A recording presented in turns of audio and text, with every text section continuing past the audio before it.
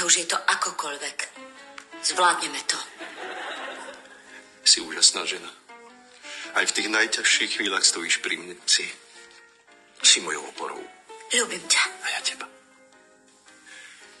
Pán doktor, ako teda?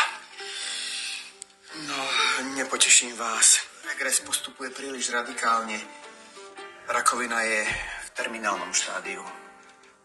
To je hrozné. Koľko mi zostáva času? 3 roky. Nie. Mesiace. Týždne. 3 týždne? To ste nám nemohli povedať skôr? Bol pokazený rentgen. Toto je škandál. Budeme sa sťažovať a pôjde to až pred súd. Čím ťa mlčíš konečne? Tú rakovinu mám z teba. Prosím. Do všetkého furt musí stokať ten svoj zobák. Ako? Ja ti poviem ako.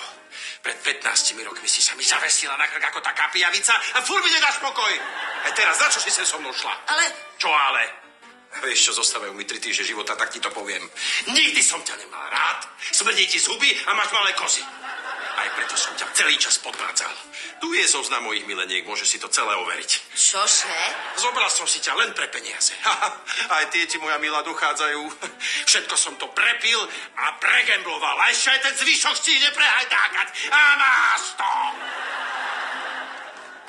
Prepačte, ja chápem, že ste rozrušení, ale takto by ste sa k svojej žene nemali chovať, pán Poláčik.